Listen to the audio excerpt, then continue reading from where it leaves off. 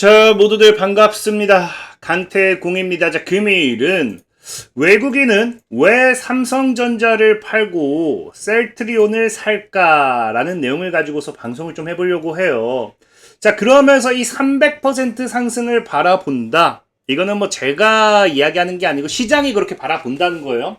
과연 어떤 이유에서인지 방송을 통해서 좀 이야기해 보려고 합니다. 자, 방송 전 늘 말씀드리는 여러분들의 좋아요, 구독하기, 댓글까지는 너무나 많은 힘이 된다라고 말씀드리면서 오늘 방송 시작해 보도록 하겠습니다. 자, 일단 여러분들이 오해를 안 했으면 좋겠는 게 뭐냐? 지금 현재 보다시피 삼성전자의 주가가 지금 최근에 이제 14만원대를 저항으로 맞으면서 외국인의 매도세가 계속해서 나오고 있어요. 근데 제가 아까 뒤에도 설명하겠지만 지금 외국인이 삼성전자를 파는 건 너무나도 명확합니다. 그럼에도 셀트리온을 산다 해서 오해하면 안 되는 게 굳이 삼성전자를 팔면서까지 셀트리온을 사는 건 아니라는 거예요. 제가 어제도 방송을 했지만 어제가 맞나요? 삼성전자가 이제 골드만이 최근에 5조 원이나 매수를 한 이유가 있다라고 했죠. 그래서 그렇기 때문에 지금 현재 이런 이유에 대해서도 설명드렸지만 사실 오늘 골드만의 매도 물량이 좀 크게 나온 게 문제가 될 수는 있다라고 생각은 해요. 다만 이거 같은 경우는 여러분들이 앞으로의 지속적인 매도가 나오느냐 이걸 좀 봐야 되는 부분이고, 제가 어제도 얘기했지만 이미 여기서 5조 원에 달하는 자금을 거의 매수를 했다라고 했죠. 그렇기 때문에 사실 지금 현재로서는 이 외국인의 매도가 뭐 제약바이오를 사기 위해서 이런 것보다는 뭐 때문이다. 현재 너무나 많은 높은 구간에서 뭐하고 있다? 이 다른 골드만이 아닌 이 당시에 급격하게 매수 포지션을 취했던 다른 외국인들의 물량을 좀 소화시키는 과정에 있기 때문에 사실 10만원대까지는 조정을 준다 하더라도 이사할 게 없다라고 말씀을 드렸죠. 그래서 굳이 삼성전자를 파는 이유는 그냥 물량 소화다라고 보시는 게 좋아요. 특히나 지금 삼성전자는 어제도 얘기했지만 너무나도 많은 사람들이 뭐하고 있다? B2를 통해서 역대 최대 3조 원이나 쓸어 담았기 때문에 당장에 외국인들의 입장에서도 이걸 다이렉트 끌어올리기에는 부담스러울 수밖에 없다라는 거겠죠.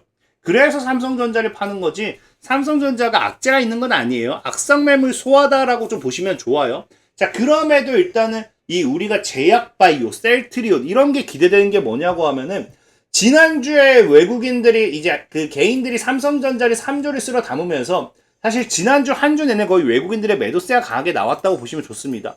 자, 그럼에도 오히려 외국인이 뭐 했다?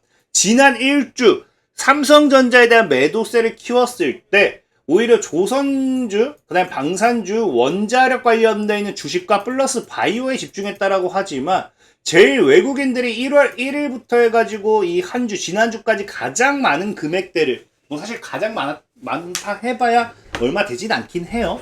그럼에도 이제 압도적인 이제 1위의 이제 매수 금액을 이제 집어넣은 게 뭐다?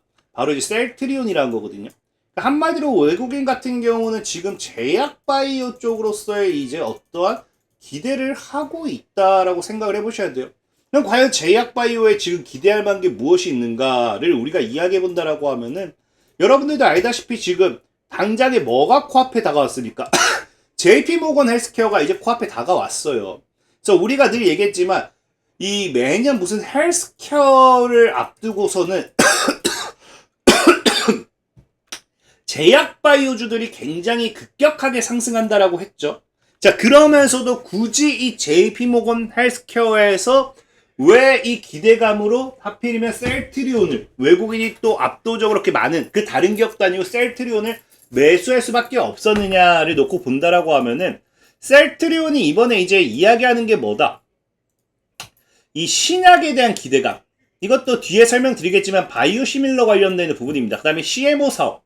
그래서 이 두 가지를 모두 다 잡으면서 다음 성장 공식에 대한 부분에 있어서 공개를 하겠다. 우리에 대한 한마디로 로드맵을 발표하겠다. 뭐 이런 이야기겠죠.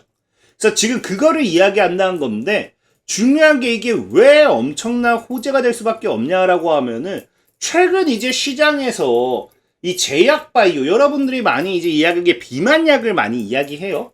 비만약 같은 경우도 굉장히 크게 올라갔던 게 뭐였습니까? 삭센다의 특허 만료와 함께 바이오 시밀러 관련되는 시장에 대한 기대가 굉장히 커졌기 때문이에요. 근데 뭐까지 있어요? CMO까지. 그러니까 지금 시장은 바이오 시밀러와 CMO에 대한 기대가 굉장히 큰 상황입니다. 굉장히. 근데 중요한 건 이 JP모건이 아니죠. 셀트리온 같은 경우는 여러분들이 뭐 아시겠지만 이 바이오 시밀러 사실 저는 그렇게 생각해요. 국내에서 바이오 시밀러 1위는 저는 셀트리온에 생각을 해요. 실질적인 해외에서도 본다라고 하면은 25년 3월 기사긴 하지만 뭐한다 상위 4대 바이오 시밀러에 대한 이 해외 언론 자료예요. 상위 4대 바이오 시밀러에 대한 부분에 대해서 분석을 한다고 하면은 바로 4위가 셀트리온이기 때문에 전 세계적으로 셀트리온을 그 4위로 보고 있다라고 하면 당연히 여러분들이 생각하는 그 어떤 국내 기업이 있다 하더라도 셀트리온보다 밑에라고 생각을 해야 돼요.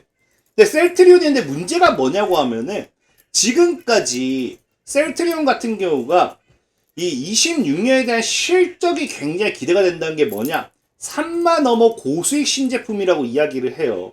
이게 뭐냐고 하면은 기존의 셀트리온이 진행했던 램시마를 통해 국내 제약 바이오 업계 최초로 연매출 1조 원을 돌파를 했고요. 그래서 바이오 시밀러 시장에 입지를 다졌죠.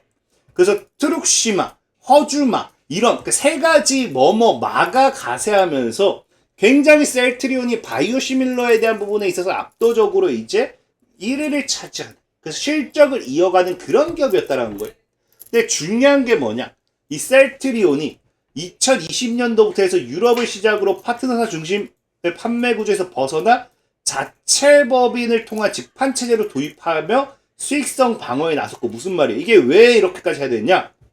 지금 이 바이오 시밀러들이 10년 이상 경과하면서 이미 가격 경쟁 심화와 약가 인하 압박으로 인한 성장성 그러니까 주력 제품에 대한 판매 성장률이 둔화가 되면서 사실상 셀트리온이 앞으로 이제 계속해서 주가는 뭐 상승하고 있었지만 뭐가 된다? 실적에 대한 추가적인 기대를 하기에는 굉장히 압력을 많이 받는 그러니까 사실 기대를 할 수가 없는 그런 상황이었다라는 거예요. 근데 셀트리온이 최근에 이제 발표한 게 뭐가 있습니까? 이제 이거예요. JP모건 헬스케어에서도 이야기하겠다는 게 연매출 13조에 달하는 치료제 시장 진입에 대한 부분이 착착 잘 진행되고 있다. 그래서 안과 질환 치료제 아이덴젤트 출시에 대한 부분이 있어서 지금 굉장히 순환 중이란 거거든요. 그러니까 새로운 바이오 시밀러가 나오면서 뭐 하기 시작한다. 그동안에는 이제 류마티스, 혈액암 여기서 멈춰 있었는데 안과 질환까지 잡으면서 멈춰있던 바이오 시밀러 성장에 뭘 한다? 어마어마한 또 영업이익, 매출을 가지고 매출을 집어넣으면서 새로운 바이오 시밀러로서 뭐 하겠다? 본격적인 26년도부터 폭발적인 매출 성장 구조를 다시 한번 만들겠다. 매출이 성장하는 구간이 되겠다라고 시장은 뭐하고 있다? 바라보고 있다라는 거예요. 그래서 지금 현재 이거 같은 경우도 당장에 본다라고 하면은 이 아이덴젤트라고 해가지고 이미 25년도 10월에 이미 상업 판매 법적에 대한 부분이 기반이 마련이 되었어요. 그래서 FDA 품무 허가 및 미국 특허 합의가 완료가 되었기 때문에 사실상 시장이 기대하는 거는 1, 2분기 중으로는 미국에서 매출이 시작될 걸로 기대하고 있고 1, 2분기가 지나서는 이제 26년도 하반기부터 본격적인 글로벌 미국을 시작으로 전 세계로 이제 유럽과 캐나다로까지 뻗어 나갈 것으로 기대한다는 거예요. 그러면서 본격적인 매출 구간에 대한 성장성에 대한 부분에 대한 기대를 굉장히 많이 한다는 건데 제가 이 비만약이랑 비교를 했기 때문에 비만약이랑도 좀 말씀드린다라고 하면은 최근에 비만약 관련해서 펩트론이라든지 이런 애들 엄청 올라갔잖아요. 그러니까 이런 애들도 잽도 안 되는 게 뭐냐고 하면은 이 아이덴젤트라는 이 안약 관련되어 있는 부분 안과 질환 역시도 비만약과 같은 어마어마한 시장의 성장성이 기대가 된다라는 거예요. 실질적으로 그 비만약도 그렇지만 비만약도 평생 관리해야 돼요. 근데 안과 치료 역시도 평생 관리해야 되는 부분이고요. 또 보험 적용까지 가능하면서 오히려 환자에 대한 접근성을 높입니다. 그래서 실질적으로 이제 비만 체중 같은 경우도 고령화가 됨에 따라서 또 건강에 대한 부분에 조정해야 되는 부분이긴 하겠지만 안과 질환 역시도 고령화 사회에 대해서 엄청난 수혜예요.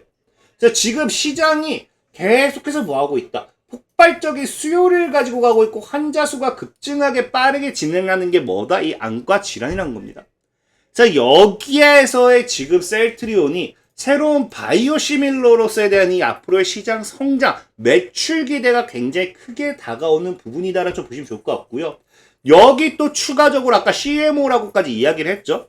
근데 지금 이 CMO 같은 경우도 보면은 셀트리온이 최근에 미국의 유저지 생산시설을 인수를 완료하면서 6,800억에 대한 CMO 계약도 수주를 했다라고 이야기를 해요. 그래서 지금 보면 알겠지만 이 바이오 의약품 관련해가지고 CDMO 확장한다라고 하는데 이게 사실 제일 중요한 게 뭐냐? 사실상 셀트리온이 이번에 이제 CMO 매출이 뭐였냐고 하면요. 처음입니다. 처음. 인수 직후 셀트리온이 이제 일라일로부터 해가지고 이 바이오 의약품에 대한 계약을 수주했고요.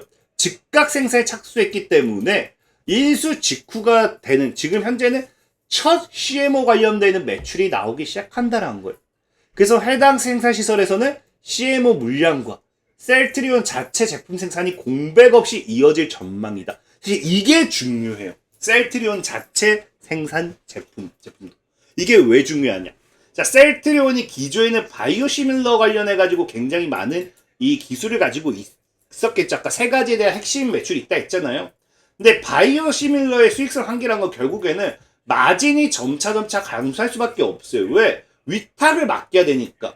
근데 이제는 새로 이 시밀러에 대한 이 CMO와 결합을 하게 되면서 이 CMO 사업을 통한 매출도 생길 거예요. 왜? 방금 아까 했듯이 일라일리를 통한 계약을 수주했기 때문에. 그거와 별개로 오히려 CMO 사업으로서의 마진도 있겠지만 이 바이오시밀러를 기존에 위탁을 하면서 발생했던 그런 비용적인 부분 이런 것들 역시도 다시 뭐할 수 있다. 회수할 수 있게 된다라는 거예요. 그래서 지금 셀트리온 같은 경우는 이번 CMO 사업과 바이오시밀러 사업을 통해서 뭘 기대하느냐.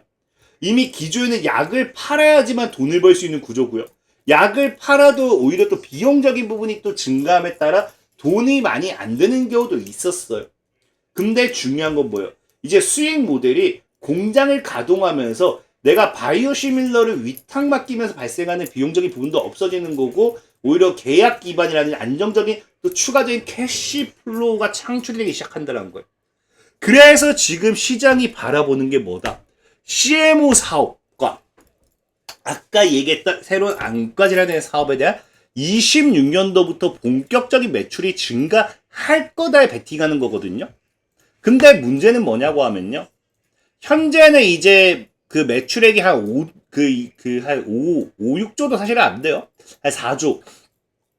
근데 지금은 이제 아이렌젤트 해가지고 연 4, 5조 정도의 매출이 기대되고 CMO 관련되는 매출도 꾸준히 기대가 되고 그래서 이제 한 27년도까지 예상하는 게 14조 원에 대한 매출의 영업이익을 4조 원 정도 예상을 하고 있어요. 근데 중요한 건 뭐냐고 하면요.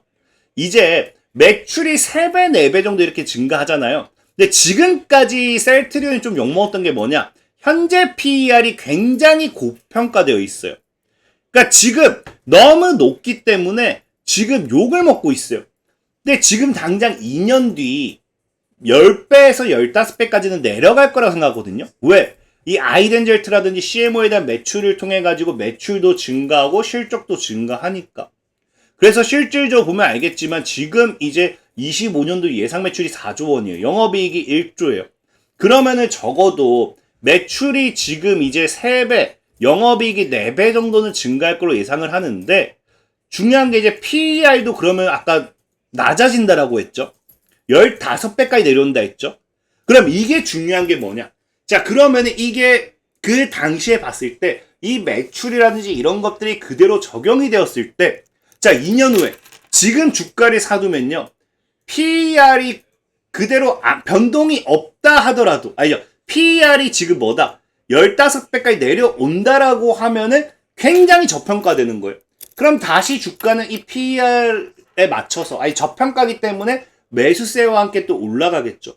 셀트리온은 지금 사둔다라고 하면 뭐한다? 2년 뒤에 이 매출이 맞다라는 가정하에 예상 매출에 대한 부분에 대한 기대가 맞다는 가정하에 저평가에 의해서 주가가 올라갈 거고요. 만약에 PER이 그대로다. PER이 그대로 내려오지 못한다라고 하면은 그 가정하에는 지금 주가가 몇 배? 주가가 4배가 올라가야 정상인 거예요. 그러니까 4배면 약 300%더 올라가야겠죠. 그 셀트리온이 이러나 저러나 뭐한다. 지금 사두면은 시장에서는 주식이 저평가되면서도 오를 거고, 그게 아니라고 하면은 지금의 PER을 그대로 유지한다는 가정하에도 4배가 올라야 되기 때문에 지금은 이러나 저러나 사두는 게 뭐다? 돈이 된다. 특히나 제약바이오로서의 지금 시장에 수급이 들어온다라고 하면은. 그래서 이게 지금 외국인들이 셀트리온을 사는 이유예요. 굳이 뭐 삼성전자를 팔고 산다라고까지 생각하지 마세요. 그냥 삼성전자를 파는 이유는 아까 앞서 얘기했던 것처럼 뭐 때문이다? 이제 신용도 너무 많고 기존의 외국인들의 앞성 매물도 한번 소화시켜야 되고, 그래서 조정을 주는 거고, 셀트리온은 그거와 별개로 앞으로 뭐 한다. 그냥 이러나 저러나 진짜 올라갈 수밖에 없기 때문에, 지금도 저평가기 때문에 그런 판단하에 지금 외국인들의 강한 매수세가 들어온다라고 좀 보시면 좋을 것 같다라고 말씀드리면서, 자, 오늘 방송 마무리하도록 하겠습니다. 자, 지금까지 강태공이었고요. 여러분들의 좋아요, 구독하기, 댓글까지는 너무나 많은 힘이 된다 말씀드리면서, 자, 모두들 안녕.